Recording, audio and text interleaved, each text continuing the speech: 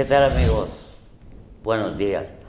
Pues tengo el gusto de platicar hoy con un gran amigo, el doctor Rafael Moreno Valle, ex gobernador de Puebla y ahora precandidato a la presidencia de la República.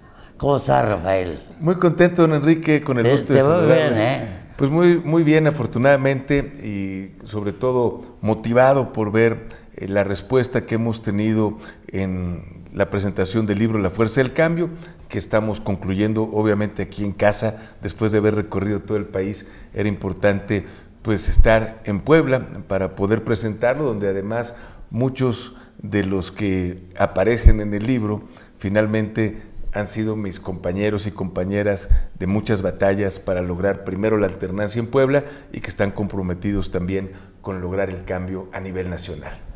Bueno, tú me llenas de recuerdos. Te recuerdo cuando llegaste a Puebla por primera vez, cuando volviste ya como secretario de Finanzas, luego incursionaste de lleno en la política y finalmente fuiste candidato al gobierno del estado de Puebla. El PRI nunca había perdido la gubernatura. Recuerdo una cena exactamente una semana antes de las elecciones que me dijiste, don Enrique, yo nunca pierdo en nada. Y efectivamente no perdiste, pero has seguido ganando. Bueno, por supuesto, y creo que sin duda soy muy competitivo, no lo niego, es parte de mi personalidad. Creo que quienes me conocen lo saben desde que estuve en un banco.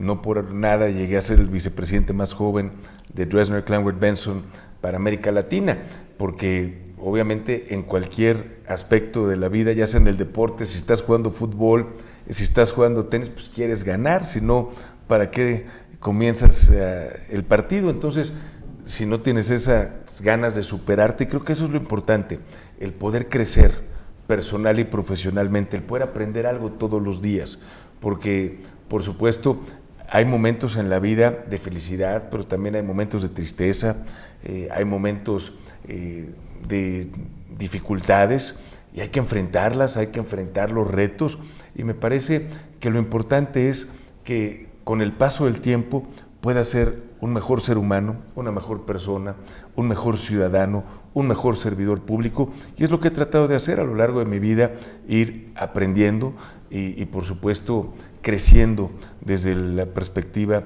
personal y profesional. Bueno, se dice que un político no puede llegar a la presidencia a improvisar, sino tiene que tener elementos para ser presidente. Tú tienes todo. Bueno, económicamente, pues estuviste en un banco. Has cambiado, dejaste a Puebla totalmente cambiado. Hasta tus peores enemigos tienen que reconocer que una Puebla es la que tú recibiste y otra la que dejaste. Realmente ha cambiado todo. La noche de presentación de tu libro, La Fuerza del Cambio, dije, bueno, ¿qué quiere decir eso? Bueno, Enrique, quiero confesarle que originalmente el libro que iba a escribir no era este, era algo totalmente diferente. En base a mi experiencia como secretario de Finanzas, como diputado local, diputado federal, senador y gobernador, me parece que hay un error estratégico, estructural en la forma de gobernar este país, y no es exclusivo de esta administración federal, sino viene de décadas atrás. Esencialmente creo que los planes nacionales de desarrollo se hacen en escritorios de la Ciudad de México. Considero que de la misma forma los programas y reglas de operación de los mismos se hacen sin considerar los parámetros regionales. En otras palabras, si usted analiza el crecimiento del Producto Interno Bruto de la economía a nivel nacional, es evidente que no hemos sido capaces de aprovechar el bono demográfico, que debiera ser una de nuestras principales fortalezas. Todos esos jóvenes que están entrando a la fuerza laboral, incluso muchos de ellos, aún teniendo una carrera universitaria, no encuentran trabajo o tienen que trabajar en algo que nada se parece a lo que estudiaron.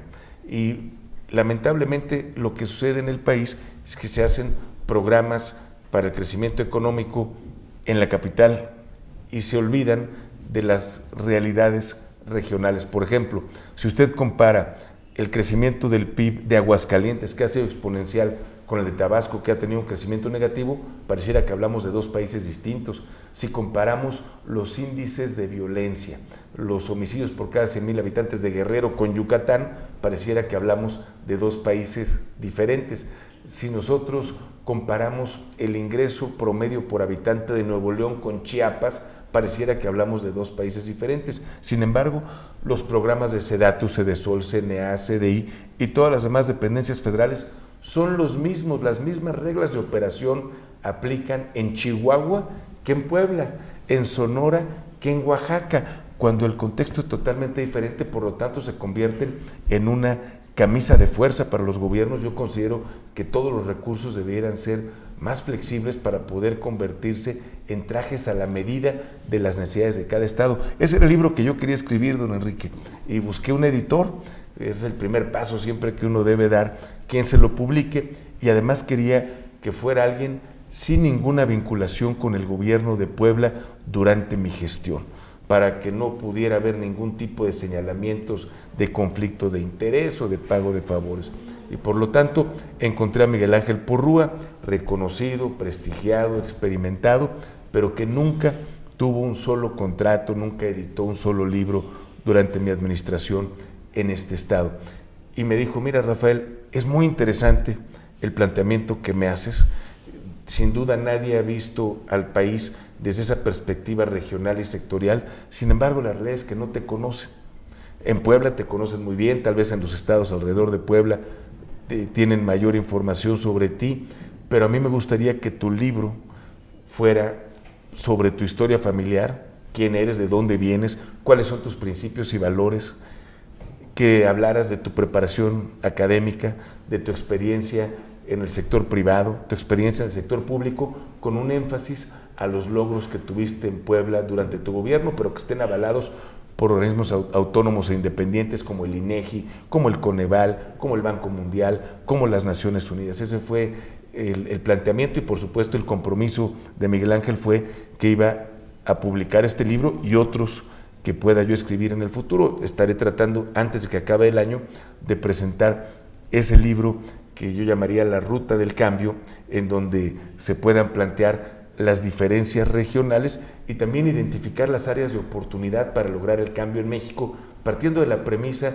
de que la única forma efectiva de combatir la pobreza es generando riqueza. No se trata de darle el pescado a la gente, sino de enseñarle a pescar. Y en este contexto a mí me parece increíble que México, siendo un país productor de petróleo, esté importando gasolinas e importando petroquímicos. Lo pongo a manera de ejemplo, don Enrique, pero esa fue la razón por la cual el libro La Fuerza del Cambio terminó siendo una historia familiar y una especie de biografía de un servidor. Platiqué con Luis Maldonado hace 2 semanas y nos explicaba ese cambio, la unión del PRD con el PAN. Pues ya sabes, enseguida surgieron la polémica, cómo es posible que la izquierda se una con la derecha. Y él lo explicó muy bien. No se trata ya de ideologías, se trata de una unión que conduzca por un camino correcto, que es el que le hace falta a México. Eso es. Exactamente, don Enrique, y lo vimos aquí en Puebla. En Puebla se logró un gobierno de coalición que nos permitió alcanzar la alternancia en el 2010, por primera vez en la historia del Estado, donde se sumaron PAN, PRD, Nueva Alianza, donde participó Convergencia, ahora Movimiento Ciudadano, y hay que recordar cuáles fueron las propuestas de cada partido, cómo logramos construir esa agenda común. El PRD propuso el Metrobús, una política pública exitosa en la Ciudad de México, que yo durante mi gobierno repliqué en Puebla. Hicimos 2 líneas de la red urbana de transporte articulado. Nueva Alianza, antes de la reforma educativa, propuso que los maestros pudieran capacitarse para aprender más y enseñar mejor, y que hubiera estímulos vinculados al desempeño. Gracias a ello, durante mi gestión pasamos del lugar 24 en la prueba enlace, ahora Planea, al primer lugar nacional en matemáticas, y del lugar 23 en lenguaje y comunicación al segundo lugar a nivel nacional. Movimiento Ciudadano propuso la entrega de computadoras a los alumnos con mejores promedios, becas a los alumnos de escasos recursos, y apoyo a mujeres emprendedoras, que se convirtió en el programa de crédito a la palabra de la mujer. Y por supuesto el PAN planteó la transparencia y el desarrollo económico. A muchos se les olvida, pero un año antes de que yo llegara a la gubernatura, Volkswagen, el principal empleador del Estado, se fue a Guanajuato a invertir 500 millones de dólares en una fábrica de motores.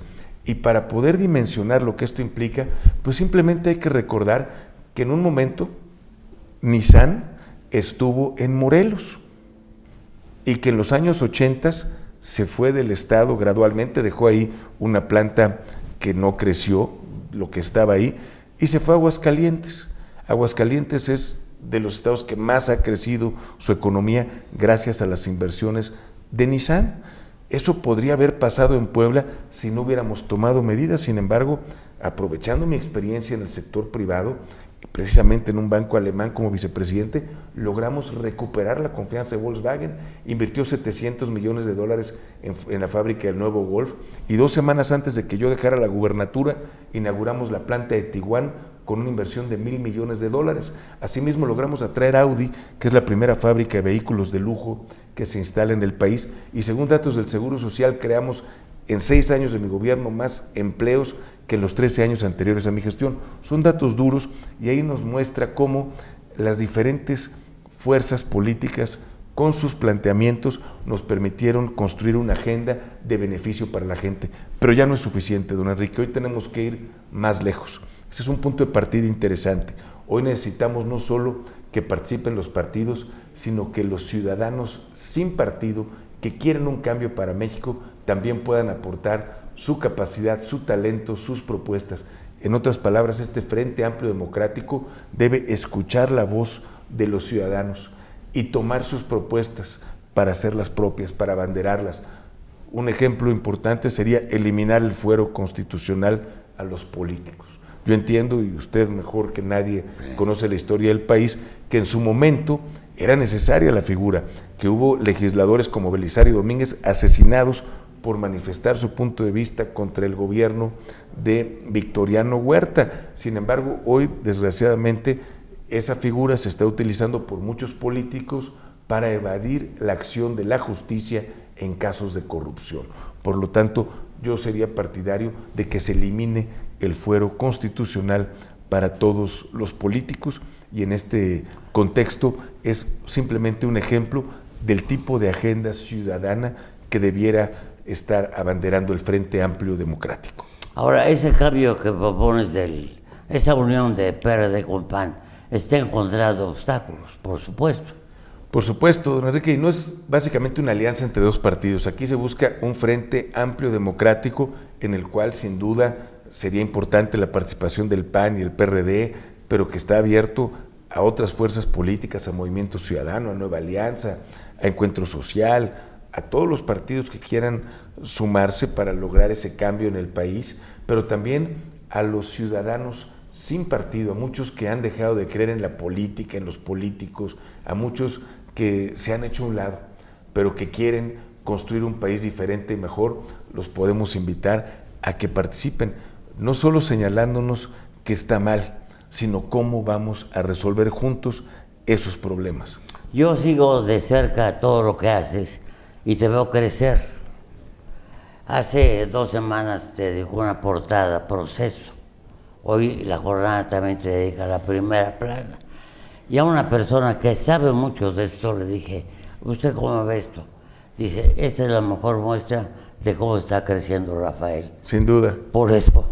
Claro, mi abuelo decía precisamente, lo importante es que hablen de ti, si no hablan, preocúpate, ¿no? Eso decía. Y sobre todo cuando tienen que atacarte con temas que son refritos, que han sacado y que se han aclarado desde hace años, pero quieren seguir en esa misma dinámica. Creo que afortunadamente hoy a mí lo que me avala es mi trabajo en Puebla, a mí lo que me avala, y es algo que he venido señalando que debemos aplicar a nivel nacional, que haya honestidad en los servidores públicos.